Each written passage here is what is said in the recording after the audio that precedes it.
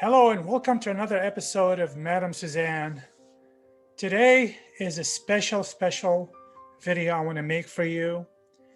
I've been asked plenty of questions lately and I've held off on answering them until I had enough information. So here it goes. I'm your host, Freddie Shaban. And as you know, I was a upscale escort agent for over 30 years, 20 of them of which were online. So I want to focus today on, not on the screening, because we've talked about that in many live episodes and many of Madam Suzanne, the series episodes. Today I want to focus on one question. What if I had made a mistake and let the wrong person in? Okay? Made a mistake on my screening and I let the wrong person in. What would I do then? Let's start with the wrong client. In other words, let's say my demographic was a professional between 40 and 60, and I really liked a certain type of client. Millionaires and billionaires, of course, we charge $500 an hour minimum, so they had to be able to afford it. So I had a certain target market and a target client. So what if I made a mistake and let the wrong person in? Let's say I let a garbage man in. Nothing against garbage men. God bless you. I love you guys. Without you, it'll be a mess. But for this particular subject today, let's say I let a wrong blue collar in and I know he's not my type of client. Now, how would I handle this as an escort? First of all, I always believe in being very nice and respecting people, and excellence in customer service, and safety is always number one. So it's really a loaded question because it depending on the escort I was working with, and it depending on how bad my mistake is, or my error is. But let's just talk about, let's say hypothetically speaking, this is all hypothetical. And let's say I'm an escort and I made a mistake. And I look through my peephole, which is always a MO. This is how we work. And I wanted to make sure I see the person that I'm supposed to be meeting. And if it's the wrong person, now I have two choices. Either don't answer the door, which is the chicken, you know what, way out, or answer the door and a little white lie. I'm really sorry. I just realized, or I just got a call. This is me telling the client that I messed up on. I'm really sorry. I just got a call and I have to go. It's an emergency. Just came up. I'm really sorry. I'll make it up to you next time. I know I don't like lying either, but sometimes it's better to do it in a very diplomatic way than to tell. What are you going to tell? What are you going to tell the client? Hey, I don't like the way you look. You're the wrong person. You don't look like you have money. Or you too blue collar for me. Or you too whatever. And that's what I would do. Okay. I'll just explain to them, communicate, because I believe in communication. Communicate with them. Hey, listen, I'm really sorry. I got to go. Okay. And it'll be actually better for them because you don't really want it to make them feel bad or feel uncomfortable or feel disrespectful and stuff like this. That's one situation.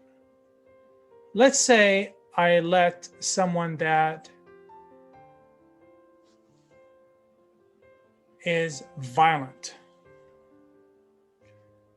So I let the person in. I messed up on my screening. I let the person in. Now they're inside my place, right? And, you know, of course, there's a difference between in-call and out-call, right? So I don't really like out-calls unless I really know the client. So I wouldn't have booked someone I did not know that already came and saw me at my in-call location. So let's get that out of the way. So the client came to me first time and he started being really violent and doing things as soon as they came in the door, that made me feel super uncomfortable. Now, in my case, I had certain security features built in my system where I would know if something is wrong. Because the escorts I worked with had to send me a text within 30 seconds to 60 seconds after they got the donation to let me know, and we had it done a certain way. In my case, it was a G dash or whatever the money is. Let's say it's a $500 appointment. So within 30, 60 seconds, I expected a G dash whatever certain way. This is why I know they're the ones on the phone actually making that, dialing that text. If I don't hear from them, right, I would give them a call or text them and see, hey, what's going on? If I don't hear from them, then I have to go to plan B, which is my security in place, which I would have to drive over there and see what's going on myself or send somebody over there. In Orange County, it was only me, so I would have had to go over there. Now, luckily, that never happened. But let's say, for this example, that I'm an escort, I'm working by myself, and I have a really violent person that I let in, and I can tell from the time they walked in the door, it's not going to be good. It's a tough situation, isn't it? Well, hopefully, I'm smart enough as an escort to have certain measures and certain protocols in my place just in case in the event something like that happens. Pepper spray, taser gun, whatever is necessary, a panic button that they have that dials 911 automatically,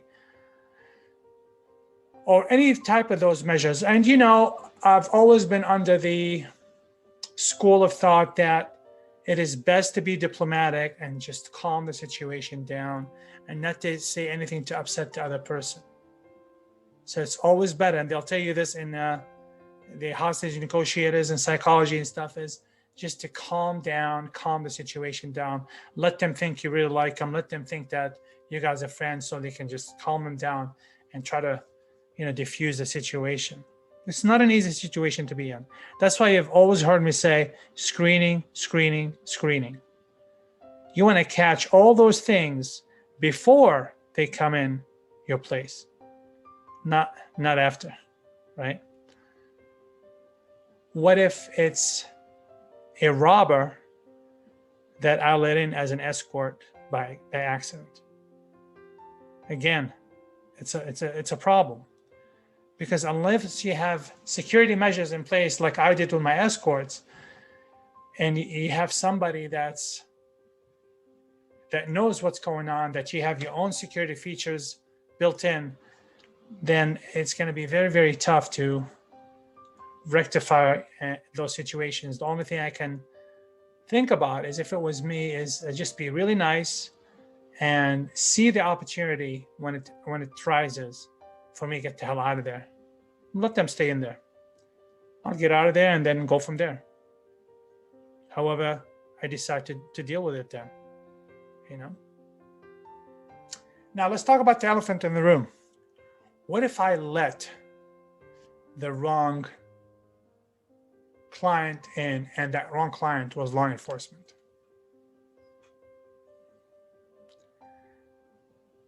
This is why you heard me talk about, and it's in my book, Madam Suzanne, and also in my book, How I Made $1 Million a Year as an Upscale Escort, which they're on Amazon. Sorry, shameless plug. I talk about that within the screening, I had safety, or what you call is security blocks, right?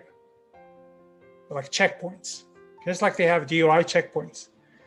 And this is the reason why I designed it that way. This way, if I made a mistake in the screening, I'll be able to catch it from step 1 to step 4 before they got up to the apartment, before they knew what the apartment is, the apartment number. So this is the reason why, if it's a new client, I never gave them the address right away. I gave them intersection, then a complex name, and then maybe a building, and then which access door, and then which floor number if I'm really, really not sure. And then by the time they got up to the apartment. And the reason why I did that is because I knew exactly how long it takes from step 1 to step 2 to step 3 to step 4, step 4 to step 5. And if at any moment, if it's taken too long, and you all that know me know I'm all about safety. If I had a 1% doubt, drop it. And this saved my ass a couple of times, to be honest with you. I just dropped it. As long as they don't know the apartment number, I'm good. And hopefully I would have been able to catch it way before that. So it's very important that I had my security checks in place and my security protocol in place in order to catch any errors, especially when I was really busy and I had 12 locations in Orange County and I was working with 12 escorts every day for those 8 hours, 5 days a week. Sometimes it got really hectic, especially when I didn't have enough clients yet and I was cultivating new clients at all times. So I had to screen calls as they're coming in, as I'm putting everything together for the other escorts, the appointments. I'm in between every call, back and forth. I had all the phones, the escorts did not deal with any of that stuff. It was all on me.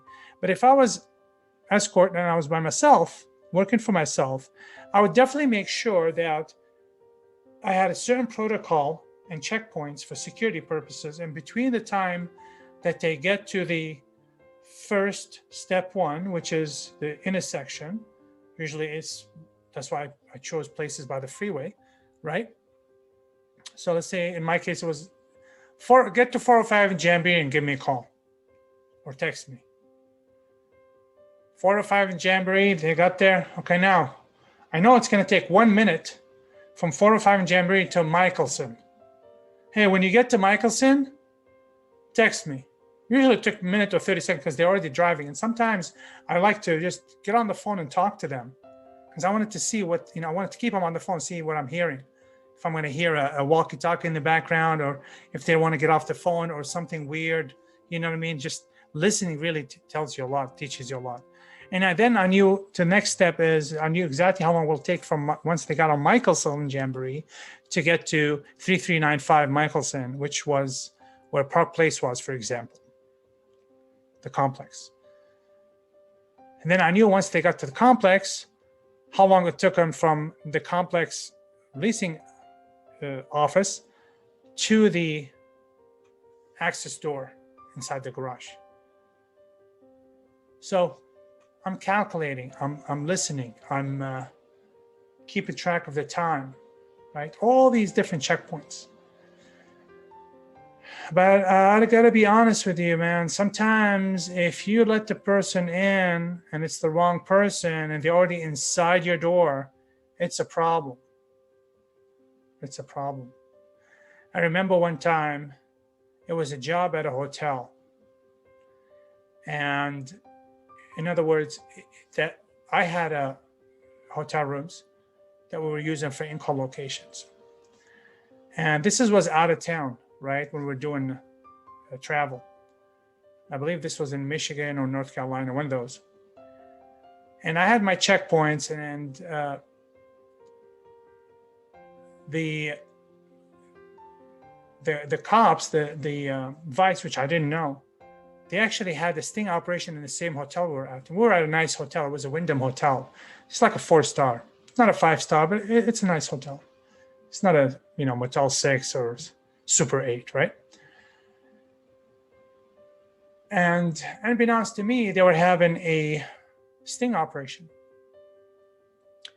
So yours truly, of course, I'm in Vegas at the time, so I'm doing my screening with my phone girls. And so one of the phone girls did not do a good job, and she let a vice cop in because they were already in the hotel and they were checking everybody's ads. And it says on the ad, like the area, right? And that was a very well-known area for that stuff. Of course, it's in a different state or whatever. So, and I had a habit of when we were traveling, at that time, we were traveling with like three different escorts. So I was doing one phone. I had 2 girls doing another phone girls, but we're all in the same room. So I was always checking to make sure because I was really, really paranoid, right? And this particular phone girl was kind of new. So I went to check on her screening, and I'm like, something in there didn't feel right. She didn't have enough information. Remember, this is 20 years ago, so I can't remember everything. Something didn't feel right. That it wasn't within my protocol. So so I tried to call the client, right? And he didn't answer.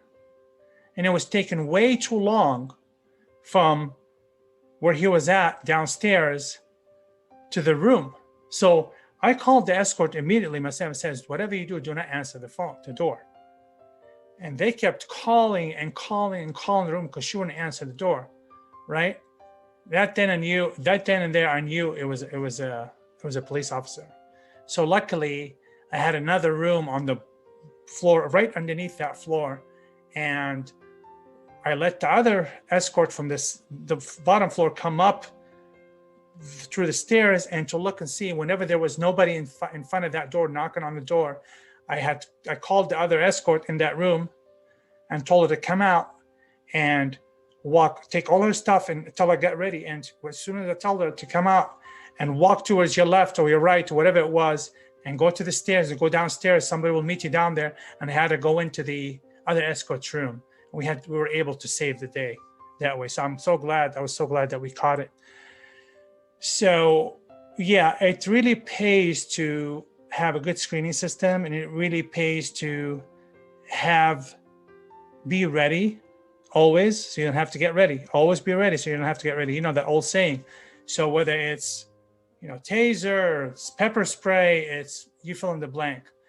And so I was always leery of this stuff. And this is why we were able to stay out of trouble. So I hope this helps you a little bit. If you have any more questions or you want me to elaborate on anything, please leave it in the comments or send me an email to madamsuzanne2020@gmail.com. I'm so glad that you're here. Thank you so much for listening.